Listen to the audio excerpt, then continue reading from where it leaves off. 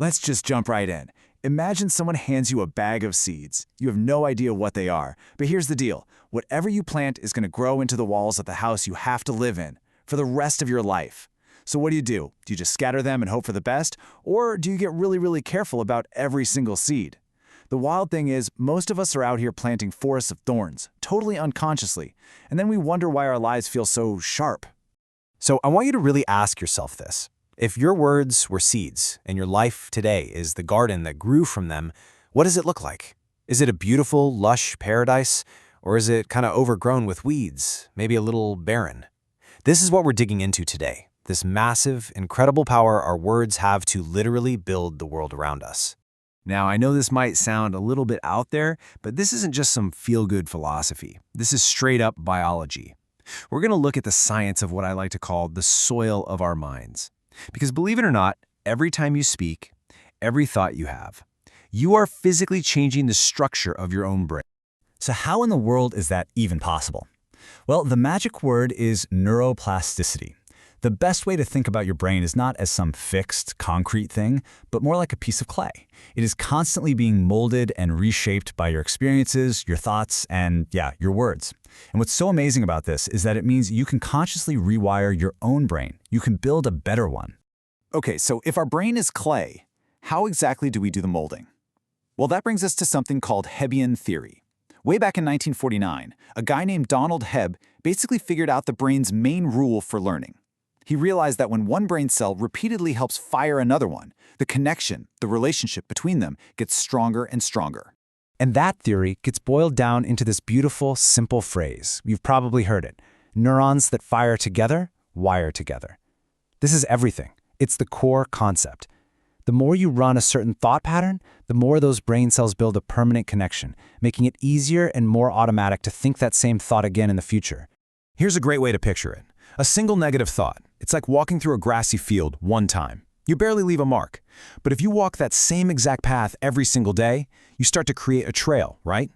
Then a dirt path. And pretty soon, you've carved a deep groove. When you repeat a thought like, "I'm not good enough," you are literally paving a superhighway in your brain that leads directly to that feeling. So, knowing that our brains are basically expert gardeners ready to grow whatever we plant, it becomes absolutely crucial to figure out what weeds we might be planting without even knowing it.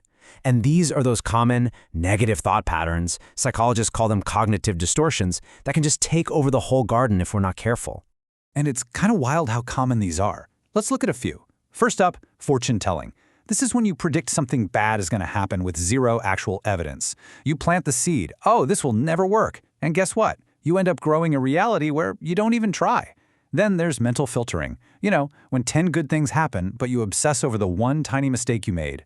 And, oh man, mind reading. Just assuming you know that other people are thinking bad things about you. You're just planting seeds of pure anxiety. And of course, there are so many more. A huge one is disqualifying the positive. This is when someone pays you a compliment and you immediately fire back with, "Oh, it was nothing." You're literally ripping a beautiful flower out of the ground to make more room for weeds. Just starting to notice these patterns in your own head in the things you say, that's the first giant step. All right, so we've looked at the weeds, but here's the good news. Remember neuroplasticity? We are not stuck with them. We can absolutely become conscious gardeners of our own minds. So let's open up the toolkit and look at some real practical ways you can start planting something better. This right here might be the single most powerful tool you have. The very moment you feel that reactive negative thought pop up, just pause for like 3 seconds. That's it. And in that little gap of silence, you ask yourself this one simple question. Is this a seed I want to eat later? Is this word I'm about to say going to grow into something that nourishes me or something that poisons me? That tiny pause, that's where all your power is. So what do you do in that 3-second gap? It's a really simple 3-step process. First, you just notice the weed. You catch it. Ah, there I go again, fortune telling. Step 2, you question it, you challenge it. Is it really 100% absolutely true that this will never work? And the answer is almost always no. And then step 3, you plant something new. You consciously, deliberately choose to reframe it. And here's what that actually looks like. The toxic seed is, "I'll never get this right." That thought feels like a brick wall, it's a dead end. But you can reframe it. You plant a nurturing seed instead. "I am learning how to do this." It's not a lie, it's just a more accurate and a much more empowering truth. See the difference in how that feels? One closes you down, the other opens you up. Now, this whole practice of conscious planting, it doesn't just change our own inner world. The words we say, the seeds we throw out there, they land in the gardens of the people all around us. Our words literally have the power to help shape their reality, for better or for worse. And there's this beautiful name for this in psychology. It's called the Michelangelo phenomenon. It's this idea that in our relationships, we're all sculptors. With our support, with our encouragement, with our belief in someone, we can help chisel away all the stuff that's not them and help reveal the person they've always wanted to be. And that's where the name comes from. Michelangelo didn't think he was creating the statue of David. He believed David was already inside the block of marble, just waiting. His job was just to remove the excess stone. And when we use our words to see the best in others, we're doing the exact same thing. We are helping to release that hidden masterpiece that's slumbering inside of them. When you think about it, the choice is pretty clear. On one side, you have affirmation, actively tending to someone's garden, saying something like, your ability to get through this is really impressive. That's like giving water and sunlight. And then on the other side, you've got gossip. It's literally the emotional equivalent of salting the earth. You're making it impossible for anything good to grow there ever again.